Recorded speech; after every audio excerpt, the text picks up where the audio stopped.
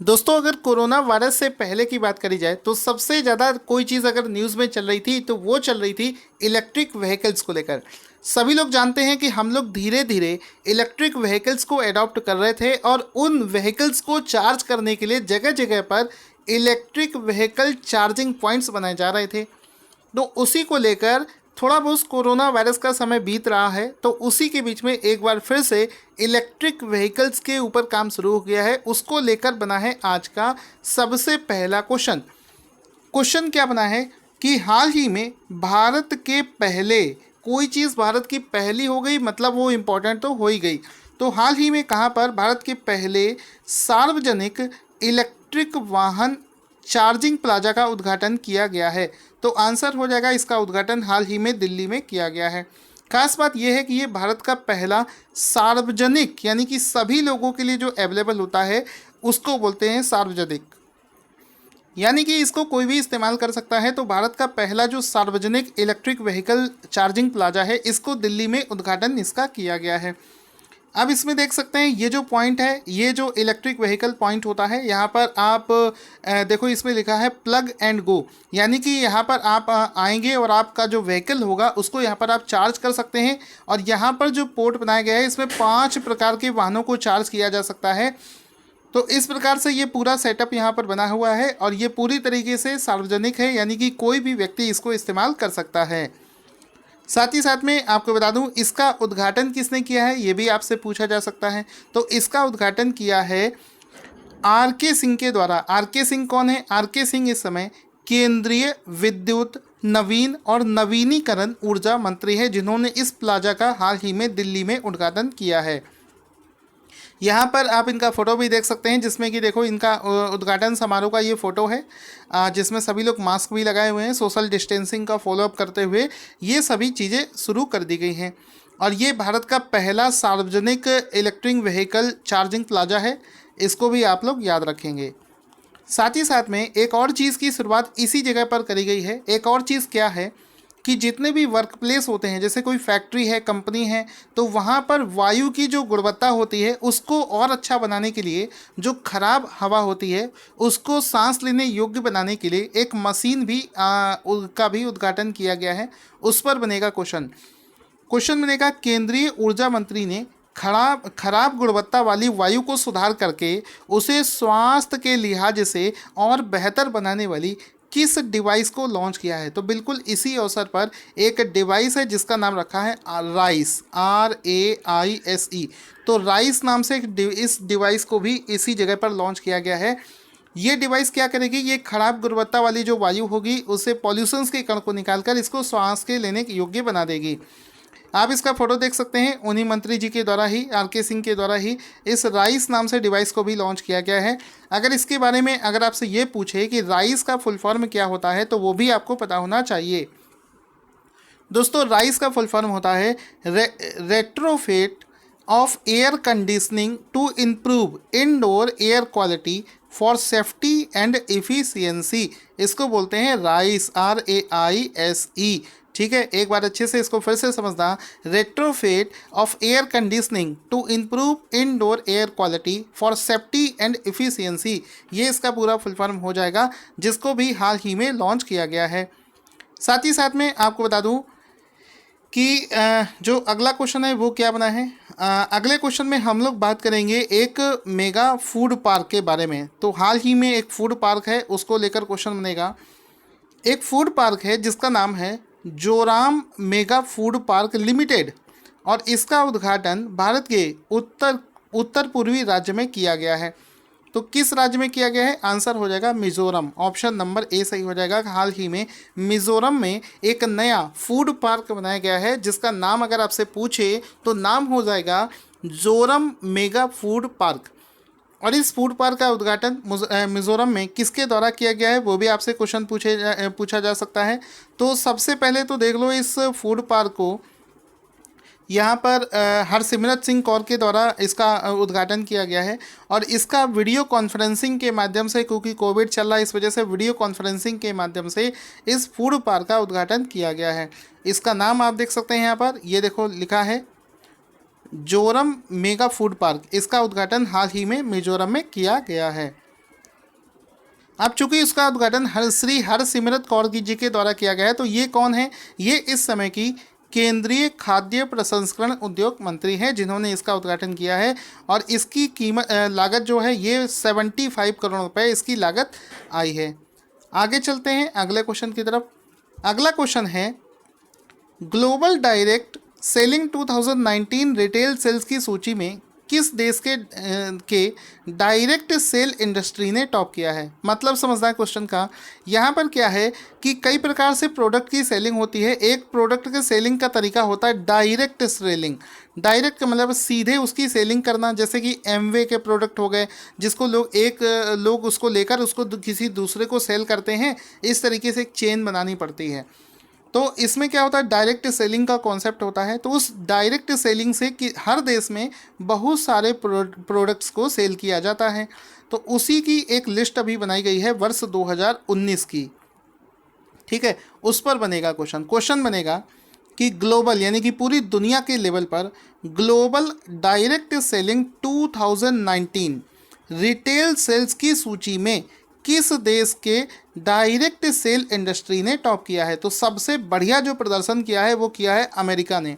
तो option C सही हो जाएगा कि अमेरिका का जो डायरेक्ट सेलिंग इंडस्ट्री था उसने सबसे अच्छा प्रदर्शन किया है और इस पूरी ग्लोबल लिस्ट में वो पहले स्थान पर आया है। तो अमेरिका इसका राइट आंसर हो जाएगा।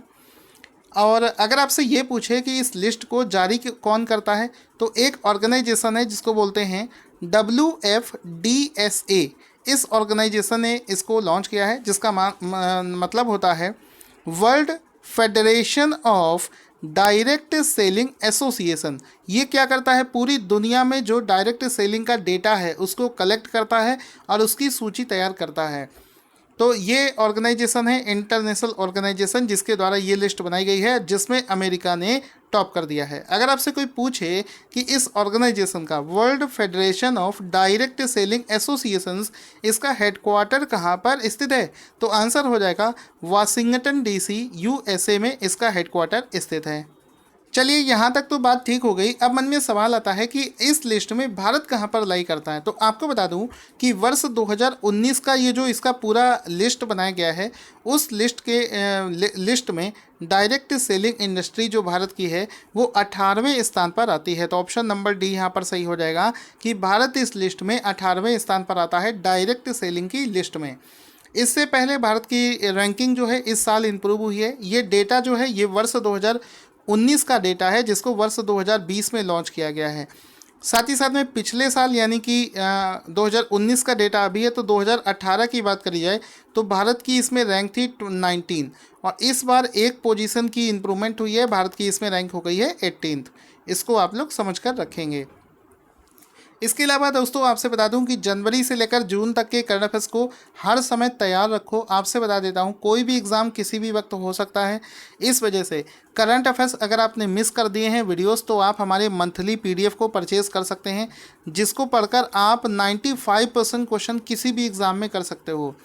लिंक वीडियो के डिस्क्रिप्शंस में आपको मिल जाएंगे, मोबाइल नंबर भी है, आप मुझसे बात भी कर सकते हैं। अगला क्वेश्चन है कि निम्नलिखित में से कौन सा राज्य 2022 तक प्राकृतिक तरीके से खेती करने वाला देश का पहला राज्य बनेगा। देखो खेती करने का जो प्रोसेस होता है उसमें कई लोग केमिकल्स का उपयोग करते हैं और भी बहुत सारी चीज़ों का यूज़ होता है, केमिकल का प्रयोग करते हैं। प्राकृतिक तरीके से जो खेती होती है उसको करने वाला भारत का पहला राज्य बना है। यहाँ पर आंसर हो जाएगा हिमाचल प्रदेश। बना है नहीं, बनेगा। ठीक है, यानी कि हिमाचल प्रदेश अभी बना नहीं है, काम चल रहा है। हिमाचल प्रदेश ने अनाउंस कर दिया है कि वो वर्ष 2022 तक देश के पहले राज्य बन जाएंगे प्राकृतिक तरीके से खेती करने के मामले में। अब एक प्रश्न घुमा फिरा कर ये भी पूछा जा सकता है कि बताओ हिमाचल प्रदेश ने कौन से ईयर तक पहला भारत का राज्य बनने की घोषणा करी है, तो आंसर हो जाएगा वर्ष 2022 तक। ठीक है, उसने अनाउंस किया है कि वर्ष 2022 तक वो भारत का पहला ऐसा राज्य बन जाएगा जिसने कि प्राकृतिक खेती का तरीका अपनाया है और इस पर काम भी बहुत तेज़ी से चल रहा है। प्रदेश के अंदर में जो 3226 पंचायत हैं इनमें से 2945 प्राकृतिक रूप से खेती को अपना चुकी हैं। सिर्फ 281 पंचायत ऐसी बची हैं जिस पर ये टारगेट पूरा करना बाकी है, जिसको धीरे धीरे करके हम लोग कंटिन्यू करेंगे। अगला प्रश्न है कि प्रथम गुलबेंकियन प्राइज फॉर ह्यूमैनिटी पुरस्कार किसे प्रदान किया गया है? तो आंसर हो जाएगा Greta Thunberg. Option number B यहाँ पर सही हो जाएगा कि हाल ही में ग्रेटा थुनबर्ग ने प्रथम गुलबेंकियन प्राइज फॉर ह्यूमैनिटी पुरस्कार जीतने का प्रदान किया गया है। तो ऑप्शन नंबर बी यहाँ पर सही हो जाएगा। ये प्राइज़ जो है ये ह्यूमैनिटी को लेकर दिया जाता है। तो ग्रेटा थुनबर्ग का नाम आपने बहुत अच्छे से सुना होगा। ये एक पर्यावरण के क्षेत्र में काम करने वाली लड़की है। ये आप देख सकते हैं, ये हैं ग्रेटा थनबर्ग, जिनको ही ह्यूमैनिटी का एक पुरस्कार है जिसका नाम है गुलबेंकियन प्राइज़ फॉर ह्यूमैनिटी, ये इनको प्रदान किया गया है। अगला क्वेश्चन बनेगा कि किस फुटबॉलर ने स्पेनिश लीग में रिकॉर्ड 7वीं बार गोल्डन बूट जीत लिया है? तो बहुत बड़ी बात है, स्पेनिश लीग में 7वीं बार, यानी कि पहले 6 बार जीत चुके हैं और इस बार जीतने के बाद में कुल 7वीं बार गोल्डन बूट जीत लिया है। तो आंसर हो जाएगा Lionel Messi. Option number C सही हो जाएगा कि हाल ही में लियोनल मेसी ने स्पेनिश लीग में रिकॉर्ड 7वीं बार फुटबॉल गोल्डन बूट को जीत लिया है। तो ऑप्शन नंबर सी यहाँ पर सही हो जाएगा। अब अगर यहाँ पर हम लोग इस पूरी लिस्ट को देखेंगे तो इसमें आप देख सकते हैं ये रहा पहला, दूसरा, तीसरा, चौथा, पाँचवा, छठा और सातवां, यानी कि वर्ष 2019 से 20 में ये जो 7वीं बार इसको जीता है तो ये जीता है मेसी ने। तो ऑप्शन नंबर सी सही हो जाएगा कि लियोनल मेसी ने इसको जीत लिया है। 7 बार इस स्पेनिश लीग को जीत चुके हैं। इसके बाद में अगला प्रश्न बनेगा कि भारतीय मोटर वाहन उद्योग क्षेत्र में के विकास के लिए एस्पायर नामक पोर्टल किसने लॉन्च किया है? तो आंसर हो जाएगा ICAT। Answer option number D सही हो जाएगा। ICAT नाम से एक ऑर्गेनाइजेशन है जिसने ही इस पोर्टल को लॉन्च किया है। परेशान मत होइए, इसके बारे में भी बताऊंगा, इसका फुल फॉर्म क्या है इसको भी बताऊंगा। सबसे पहले ये जानो कि भारत का जो मोटर वाहन उद्योग है, यानी कि जो कारें होती हैं, ऑटोमोबाइल सेक्टर है, उसके क्षेत्र में लोगों को आपस में बहुत अच्छे से कम्युनिकेट करने के लिए, सारी टेक्नोलॉजी आपस में ट्रांसफ़र करने के लिए, या जितनी भी जटिल चीज़ें होती हैं उनको समझने के लिए एक पोर्टल लॉन्च किया गया है जिसको एस्पायर के नाम से जानते हैं। इसको हाल ही में ICAT नाम के एक ऑर्गेनाइजेशन ने लॉन्च किया है। अब यहाँ पर कई प्रश्न बन सकते हैं, जैसे कि सर ये ICAT क्या होता है, पहली बार सुन रहे हैं, एस्पायर का फुल फॉर्म क्या है, तो ये भी अगर नहीं समझोगे तो क्वेश्चन में फंस सकते हो। तो सबसे पहले देखो, ये एस्पायर नाम से ये पोर्टल है जिसको ऑटोमोटिव सेक्टर के लिए, इनोवेशन के लिए लॉन्च किया गया है। मतलब इसमें टेक्नोलॉजी शेयरिंग होगी आपस में सभी इंडस्ट्रीज़ के बीच में। तो इसमें देखो एस्पायर का सबसे पहले ICAT का फुल फॉर्म जानो, जिसने कि इसको लॉन्च किया है। फुल फॉर्म हो जाएगा international centre for automotive technology. ठीक है, इंटरनेशनल लेवल का एक सेंटर है जिसमें कि ऑटोमोटिव टेक्नोलॉजी, यानी कि इस समय जो लेटेस्ट ऑटोमोटिव टेक्नोलॉजीज चल रही है उसके ऊपर ये ऑर्गेनाइजेशन काम करता है। ठीक है, इसके द्वारा ये जो एस्पायर नाम से ये जो एक पोर्टल लॉन्च किया गया है, इसका फुल फॉर्म भी याद रख लेना। ए से मतलब हो गया automobile solutions portal for industry research and education, ये इसका पूरा फुल फॉर्म हो जाएगा एस्पायर का, जो कि आपको पता होना चाहिए। तो बहुत अच्छी तरीके से सारी चीज़ों को विशेष रूप से समझते हुए चलेंगे तो आपको बहुत अच्छे तरीके से सारी चीज़ें समझ में आ जाएंगी। इसके बाद में अगला प्रश्न बनेगा, देखो कोविड-19 के समय पर जब से स्कूल कॉलेज बंद चल रहे हैं, बहुत सारे बच्चे हैं जिन पर मेंटली प्रेशर आ रहा है, वो लोग मानसिक बीमारी के शिकार हो रहे हैं। तो इसके लिए छात्रों को मानसिक रूप से स्वास्थ्य की देखभाल के लिए केंद्रीय मानव संसाधन विकास मंत्री रमेश पोखरियाल निशंक ने किस पहल की शुरुआत करी है? तो आंसर हो जाएगा मनोदर्पण। ऑप्शन नंबर ए सही हो जाएगा कि मनोदर्पण की शुरुआत करी है। ऑप्शन ए यहाँ पर सही हो जाएगा। यहाँ पर आप देख सकते हैं कि छात्रों को मानसिक तौर पर मजबूत रखने के लिए लॉन्चिंग लिखा है, लॉन्चिंग 21 जुलाई को इसको लॉन्च कर दिया गया है 11 बजे सुबह, और मनोदर्शन है। अगर आप लोग भी इसमें किसी भी प्रकार की, मैं आपसे पर्सनली बता रहा हूँ, अगर आप किसी भी प्रकार का डिप्रेशन या मानसिक तनाव महसूस कर रहे हैं तो आपको ये नंबर भी दे रखा है, हेल्पलाइन नंबर, इस पर कॉल कर सकते हैं। अगर ऐसे ही चेक करना है कि इस नंबर पर क्या होता होगा, तो ऐसा कुछ नहीं कि आपको कोई डांटेगा मारेगा। आप नॉर्मली कॉल कर सकते हो और क्या अपने बारे में बता सकते हो कि सर मुझको थोड़ा ऐसे ऐसे प्रॉब्लम हो रहा है, मानसिक मेंटली स्टेबल नहीं फील कर रहा हूँ, पॉजिटिव नहीं लग रहा है। तो वहाँ पर एक बार चेक करना और मुझे भी बताना कि वाकई यहाँ पर कुछ सोल्यूशन मिलता है या सिर्फ नाम से ही ये पोर्टल लॉन्च कर दिए जाते हैं। तो ये देखो नंबर लिख रखा है 8448440632, इस पर कॉल करना सभी लोग। देखो इस पर क्या होता है और फिर कमेंट करके बताना कि इसमें क्या है। तो ये मनोदर्पण नाम से देखो 21 तारीख को लॉन्च किया गया है। सरकार इसमें क्या करती है आप लोग इसको फ़ोन लगाकर पूछ सकते हो। बताया तो ऐसा क्या है कि ये लोग मानसिक तौर पर अगर किसी को परेशानी चल रही किसी भी बच्चे को, तो वो इसमें कॉल करके बात कर सकता है। चलिए, आई होप आपको पूरा वीडियो बहुत अच्छा लगा होगा। अगर आपको अच्छा लगा है तो जितने शिद्दत से मैंने ये वीडियो बनाया है, आप लोग भी इस वीडियो को उतने ही प्यार से लाइक और शेयर कर दें। अब शुरू करते हैं आज के इस करंट अफेयर्स का रिवीजन। आपसे एक एक क्वेश्चन पूछता जाऊंगा, आप लोग इसका आंसर देते हुए चलेंगे। तो सबसे पहला क्वेश्चन है कि भारत का पहला सार्वजनिक इलेक्ट्रिक वाहन चार्जिंग प्लाजा का उद्घाटन कहाँ पर किया गया है? तो आंसर क्या हो जाएगा? आंसर हो जाएगा दिल्ली। इसके बाद में है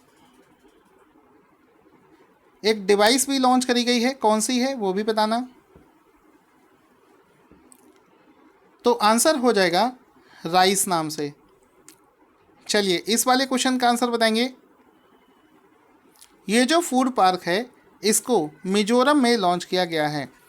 global direct selling 2019 retail sales की सूची में किस देश ने टॉप किया है? तो आंसर हो जाएगा अमेरिका ने इसमें टॉप किया है। इसके बाद में ये इस वाले क्वेश्चन का आंसर बताएंगे। So guys answer will be 15 इसका राइट आंसर हो जाएगा। इसके बाद में इस वाले प्रश्न का आंसर बताएंगे। सो गाइस आंसर यहाँ पर हो जाएगा ग्रेटा थुनबर्ग। ग्रेटा थुनबर्ग इसका राइट आंसर हो जाएगा। किस फुटबॉलर ने स्पेनिश लीग में रिकॉर्ड 7 बार गोल्डन बूट जीत लिया है? तो लियोनेल मेसी इसका राइट आंसर हो जाएगा। इसके बाद में है भारतीय मोटर वाहन उद्योग में एस्पायर नाम से पोर्टल किसने लॉन्च किया है? तो आपको बहुत अच्छे से समझा था, आई कैट करके एक ऑर्गेनाइजेशन है जिसने इसको लॉन्च किया था। उसके बाद में है छात्रों की मनोदशा के लिए मनोदर्पण नाम से एक पोर्टल लॉन्च किया गया है। आई होप आपको वीडियो अच्छा लगा होगा। वीडियो को जितना ज़्यादा हो सके सपोर्ट करिए मुझे, जितना आप सपोर्ट करेंगे उतने अच्छे वीडियोस आपके लिए बनाता रहूँगा। Thank you for watching this video.